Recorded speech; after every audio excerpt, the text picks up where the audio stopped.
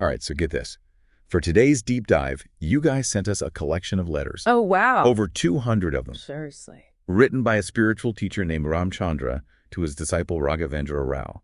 We're talking decades of correspondence about meditation, service, and even some really mind-bending concepts about the nature of reality itself. You know, what I think is so compelling about these letters is they offer us a glimpse into a very personal exchange. Yeah. These weren't like public pronouncements or lectures, you know. Right. This Yeah. was Ramchandra, the teacher, guiding Rao, the student, Yep. through years of spiritual exploration. And within that journey, we see hints of something kind of extraordinary, something that Ramchandra refers to as the dynamo. The dynamo. Okay, now you've got me. Yeah. What exactly is this dynamo thing? Is it like a special meditation technique or something? It's actually much more than that. From what I've gathered, Ramchandra describes it as a force, a source of energy, capable of, transformation on an almost unimaginable scale. He even distinguishes between a dynamo for individual creation and another for universal creation. Wait, hold on. Universal creation. Is he suggesting that someone could, actually influence reality on that level? I mean, that's getting into some pretty heavy territory. It certainly is, and that's one of the things that makes these letters so intriguing. They raise questions about the very limits of human potential, you know? Right. Could someone, through spiritual practice, actually tap into a power that could, shape reality itself? And if so, what are the implications? The ethical considerations alone are staggering. Oh, for sure, yeah. Yeah. I can totally see why you call these letters compelling. It's like we're being given a peek, behind the curtain of what most spiritual traditions only hint at. Exactly. And it's important to note that Ramchandra doesn't just throw these concepts around lightly. Yeah. He approaches them with a sense of caution, emphasizing the need for proper preparation and guidance. Remember, he was writing these letters to guide Rao's development over many years. So this dynamo becomes a kind of thread that runs through these letters. A mystery we're trying to unravel as we go deeper into their contents. Precisely. But to understand the dynamo, we also need to understand the context. Sure. Who were Ramchandra and Raghavendra Rao? Wow. What kind of spiritual path were they on? Right. Let's set the stage a little bit. We know Ramchandra was the teacher, Rao was the student. But what kind of teacher was he? Was he like a guru, with a large following? Or was this a more intimate relationship? From the letters, we can see that their connection was very personal. Ramchandra comes across as a dedicated guide, offering specific advice tailored to Rao's individual needs. It wasn't a one-size-fits-all approach. He was actively shaping Rao's inner development, almost like a sculptor working with clay. Yeah, I get that. And this shaping involved a central practice, meditation. Okay, so meditation was like the foundation of their work together. But was it a specific type of meditation? Was it like all the mindfulness practices we hear so much about today? It had similarities, but also some key differences. Ramchandra emphasized connecting with what he called divine light located in the heart. It wasn't just about emptying the mind or observing thoughts. It was about cultivating a specific inner state, a connection with a higher source of energy.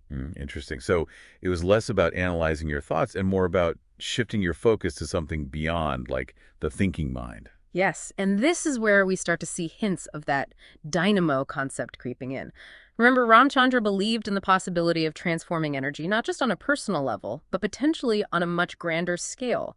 So his approach to meditation wasn't just about personal peace or insight, but also about tapping into a power that could potentially affect reality itself. Okay, I'm starting to see the connection. Yeah. So by learning to connect with this divine light, Rao was essentially training himself to access and potentially wield this dynamo energy. That seems to be the implication.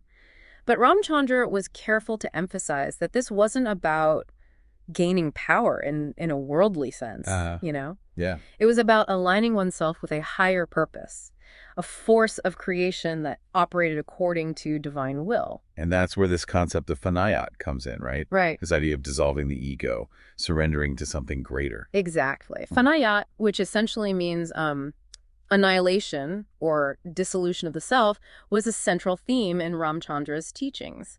He repeatedly encouraged Rao to forget himself, to let go of the limitations of the ego and merge with the divine. That sounds like a pretty radical departure from most spiritual paths, which often emphasize self-discovery and introspection. It is. But Ramchandra argued that by clinging to the I, to the sense of separation, we actually prevent ourselves from experiencing the true nature of reality.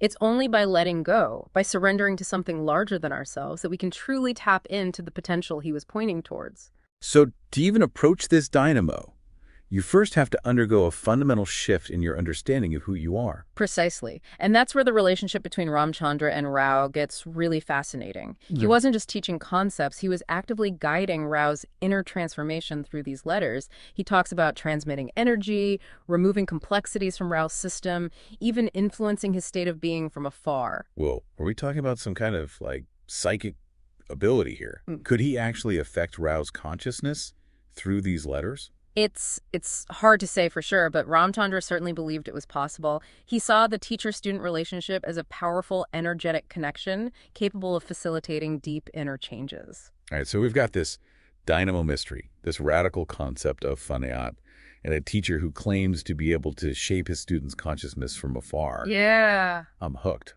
What else do these letters reveal about this path and its potential? Well, in the next part, we'll dive deeper into Rao's journey, his struggles, and his breakthroughs.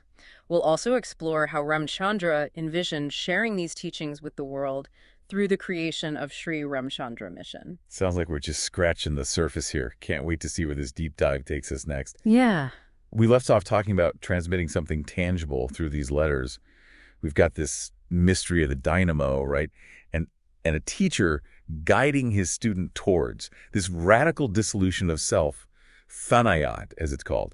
It all points to some pretty intense, potent, I guess, spiritual work. And the deeper we go into these letters, the more we see evidence of this potent energy exchange. Remember how Ramchandra talked about experimenting with the transformation of particles into energy, even testing this on Rao? Yes. And he talked about Rao feeling heat because the material influence hadn't been fully removed from those particles. It sounded almost like some kind of like alchemical process. Yeah, it does, doesn't it? And it gets even more interesting when we look at Ramchandra's instructions for working with others. He tells Rao, when the brain gets tired, the remembrance of that will produce the same effect, implying that holding a certain state of consciousness can impact others remotely. Wait, hold on. Are we saying that like simply remembering this divine light, this source of the dynamo, could have tangible effects on someone else, even from a distance? That's certainly how I interpret it. And it's not just passive remembrance, Ramchandra also talks about using willpower to draw and throw negativity away from others, almost like a subtle energetic cleansing. He emphasizes that this requires a strong will and pure intention, warning that you risk absorbing those negative energies if you're not careful. So it's not just about thinking good thoughts, right? It's about cultivating a potent inner state, a purity that allows you to act as a conduit for this dynamo energy. And to do that, you need to have undergone a significant transformation yourself, right? Which brings us back to this concept of fanayat. Exactly. Fanayat is not just an intellectual concept. It's a lived experience, a process of surrendering the ego's grip and allowing yourself to be a vessel for the divine. And this is where the letters provide, such a valuable glimpse into the actual journey of transformation. We see Rao wrestling with doubts, experiencing shifts in his consciousness, and reporting these back to Ramchandra for guidance. It's easy to get caught up in like the philosophical and energetic aspects of these teachings, but it's important to remember these are real people grappling with real challenges on their spiritual path. Absolutely. These letters are a testament to the fact that transformation is not a linear process. There are ups and downs, moments of clarity and moments of confusion, but what's striking is the deep trust and intimacy between Ramchandra and Rao. Ramchandra doesn't just offer generic advice, he tailors his guidance to meet Rao's specific needs at each stage of his journey. It makes me think about the importance of mentorship, of having someone who can not only kind of point the way, but also walk alongside you, offering support and understanding as you navigate the inevitable twists and turns of the path. And this guidance wasn't just about personal transformation. It was also about preparing Rao to serve others, to become a conduit for these teachings in the world. Remember, these letters were written during the formation of Sri Ramchandra Mission, the organization Ramchandra created to share this path with others. Right. And he had a very specific vision for the mission, didn't he? He wasn't interested in amassing a huge following. He wanted to attract sincere seekers, fellow pilgrims, as he called them, who were genuinely committed to this path of fanayat and service. And those are two key concepts we need to unpack further. We've talked about fanaya as the dissolution of self, But what does that actually look like in practice? And what does service mean within the context of these teachings? Especially considering this potential access to the dynamo energy. These are big questions, and I'm sensing they're going to challenge some of our assumptions about spirituality and the very nature of reality. Indeed. But that's the beauty of these letters. They push us to expand our understanding of what's possible, both within ourselves and in the world around us. Well, I'm ready to keep pushing. What other insights do these letters hold for us? Yeah. Okay, so we've been exploring some pretty mind-blowing concepts in these letters, right? Yeah. Like the dynamo, this whole idea of transmitting energy and a path that leads to the complete annihilation of the self, this fanayat. But I think it's time we get practical. Okay. Like, what does actually living this path look like? Right. What can we learn from Rao's journey and Ramchandra's guidance? That's a great question, and it's something that these letters address directly. Remember, Ramchandra wasn't just teaching, abstract philosophy. He was guiding Rao towards a lived experience of transformation. He was shaping his inner world and preparing him to navigate the complexities of life from a completely different perspective.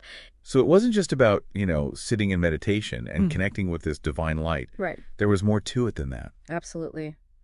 Ramchandra emphasized the importance of integrating these practices into everyday life, of applying these principles to, the challenges and opportunities that arise in the world.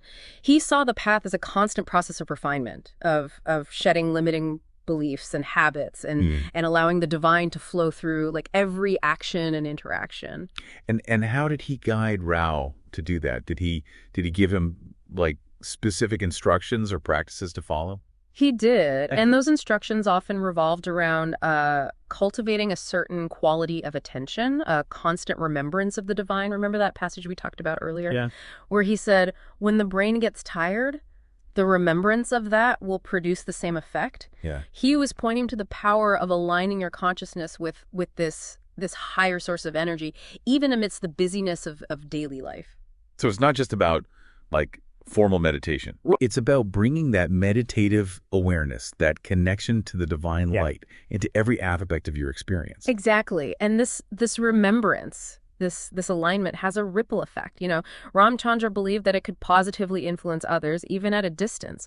He described it as a subtle transmission of energy, a way of radiating peace, clarity, and even a kind of like transformative power. That's a pretty radical idea. Yeah. Are we saying that just by holding a certain state of consciousness, you can actually impact the world around you? That's certainly what these letters suggest. And it's not just a passive influence. Remember how Ramchandra talked about using willpower to draw and throw negativity away from others? Mm-hmm. He saw this as an active aspect of service, a way of utilizing the dynamo energy for the benefit of others. Hold on, utilizing the dynamo energy. Is that even possible? Didn't he caution Rao about the potential dangers of working with such a potent force? He did, and it's a crucial point. Yeah. Accessing and wielding this dynamo energy is not something to be taken lightly.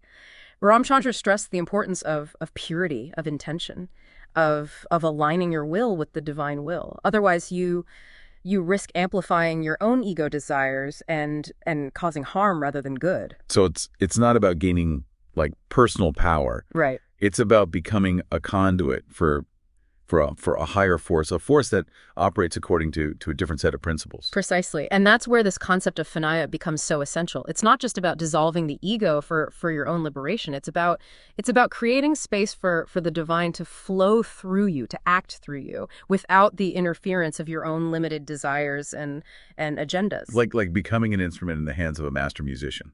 That's a beautiful analogy, and these letters offer us, a glimpse into what it means to become such an instrument, to surrender to a force that's beyond our comprehension, but that has the potential to create something truly extraordinary. As we delve into these letters, I keep coming back to this question: what does it actually mean to live a spiritual life? Is it about like escaping the world, retreating into meditation and contemplation? Or is it about bringing those insights that transformed consciousness into the very heart of our engagement with the world? These letters seem to suggest it's the latter. Ramchandra wasn't encouraging Rao to withdraw from life. He was guiding him to become a more potent force for good within the world, to act as a conduit for love, for wisdom, for transformative energy. And it all starts with this radical act of surrender, of Vinayat. By letting go of the ego's grip, we open ourselves to the possibility of something far greater, something that can flow through us and touch the lives of others in ways we can't even imagine. It's a challenging path, no doubt. It requires tremendous courage, dedication, and a willingness to constantly question our assumptions about who we are and what's possible. But these letters, these glimpses into the journey of Ramchandra and Rao, they offer us, a beacon of hope, a reminder that such a transformation is possible. And that even in the midst of the complexities and challenges of life, we can access a source of wisdom and power that can guide us towards a more meaningful and fulfilling existence. These letters have been quite a journey. They've challenged us to think differently about spirituality, about human potential, and about the very nature of reality. They've reminded us that there's always more to discover, more to understand, and that the path of transformation is a lifelong adventure. And perhaps most importantly, they've shown us that we don't have to walk this path alone. If this deep dive has sparked your curiosity, I encourage you to explore these letters further. There's a wealth of wisdom waiting to be discovered within their pages. Until next time, keep seeking, keep exploring, and keep diving deep.